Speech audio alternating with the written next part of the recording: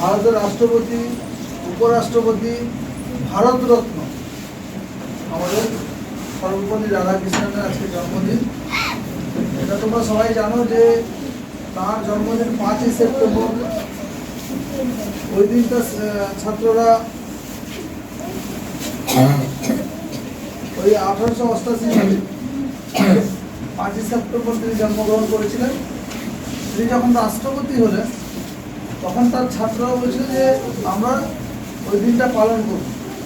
তখন তিনি বলেছিলেন যে না, আমার জন্মদিনটাকে তোমরা যদি শিক্ষক দিবস হিসাবে পালন করো তাহলে এটা খুব গুরুত্বপূর্ণ হবে। তাই সেদিন থেকে আমরা শিক্ষক দিবস পালন করে আসছি।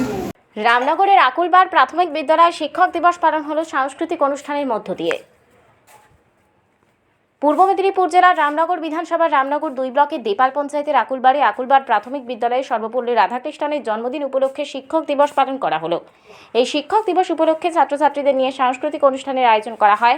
এই সাংস্কৃতিক অনুষ্ঠানে ছাত্রছাত্রীরা আবৃত্তি গান এবং নাচ করল। এই অনুষ্ঠানে উপস্থিত ছিলেন এলাকার প্রাক্তন প্রধান, রামনগর 2 পঞ্চায়েত সমিতির সদস্য তৎসহ বিদ্যালয়ের শিক্ষক অনুপ কুমার মাইতি, প্রধান শিক্ষক সহ অন্যান্য শিক্ষক ও শিক্ষকবৃন্দ সহ অভিভাবক ও অভিভাবিকা এবং বিদ্যালয়ের ছাত্রছাত্রীবৃন্দ। শিক্ষক দিবস দুটি ভিন্ন তারিখে পালিত হয়। ভারতে 5ই সেপ্টেম্বর এবং বিশ্বব্যাপী 5ই অক্টোবর। ভারতে শিক্ষক দিবস পালিত হয় 5ই সেপ্টেম্বর, অর্থাৎ আমাদের প্রাক্তন রাষ্ট্রপতি ডক্টর সর্বপল্লী রাধাকৃষ্ণনের জন্মদিনে। ভারতের প্রাক্তন রাষ্ট্রপতি হওয়ার পাশাপাশি ডক্টর সর্বপল্লী রাধাকৃষ্ণন একজন পণ্ডিত, শিক্ষক এবং দার্শনিক ছিলেন।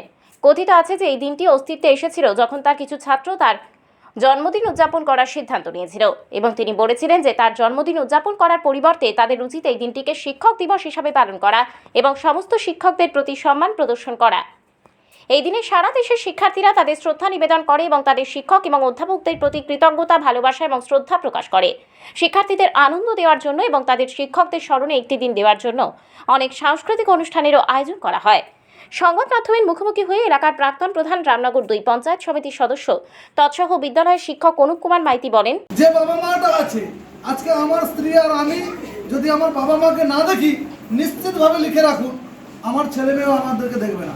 আর ওরা শিখে যাবে, অটোমেটিক শিখে যাবে। কেন তো বলা তো হয়েছে, মহাভারতে তো আছে, অর্জুন যখন তার স্ত্রীর কাছে গল্প করছিল, ভীমনুর গল্প, চক্রবয়ে ঢোকার গল্প, তখন তার স্ত্রী জেগেছিলেন, তাই চক্রবয়ে ঢোকার রাস্তাটা শুনেছিলেন, পরবর্তী সময় ঘুমিয়ে দেখলেন।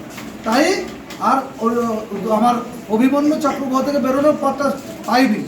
তার মানে এটা বুঝতে পারছেন, যদি পেটের ভিতর থেকে সন্তান শিখতে পারে, শুনতে পারে, তাহলে এই আমরা যারা জন্ম দিয়েছি যে মাদেরকে, ছেলেদেরকে, তারা কতটা শিখতে পারে এইটা আমরা মানি না। আমাদের সংস্কৃতি, আমাদের ঐতিহ্য, আমাদের কালচারকে আমরা মানি না। আমরা গায়ের জোরে অস্বীকার করি, আর গায়ের জোরে অস্বীকার করি বলে আমাদের বৃদ্ধ বয়সেও কাঁদতে হয়। তাই তোর দিয়ে আর সেই ক্লাসরুমের অধিষ্ঠান হচ্ছে শিক্ষক, শিক্ষিকা, আর তোমরা হচ্ছে তার teachers. Teachers are the seed আর স্টুডেন্টস আর দ্য সয়েল। মনে রাখবে যে মাস্টারমশাইরা হচ্ছে বীজ আর সেই ছেলেরা হচ্ছে তার মাটি।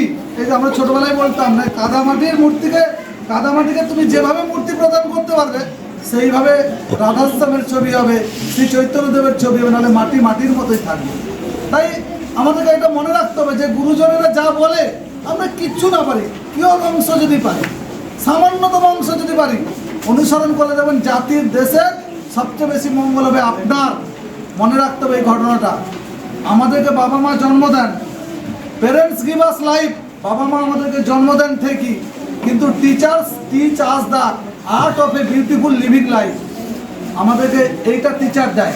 তাই অনেক ঘটনা আছে, আমি সেগুলো আর বলতে চাই না, শুধু এই কথা বলতে চাই, স্যার বলেছিলেন আমাদের ভারতবর্ষে 1962 সাল থেকে এই শিক্ষক দিবস পালন করা হয়। কেন? যেটা স্যার বলছিলেন, তিনি যখন প্রথম রাষ্ট্রপতি হলেন দেশের, তখন ছাত্ররা আগ্রহ সহকারে বললেন যে স্যার আমরা আপনার জন্মদিনটা পালন করব।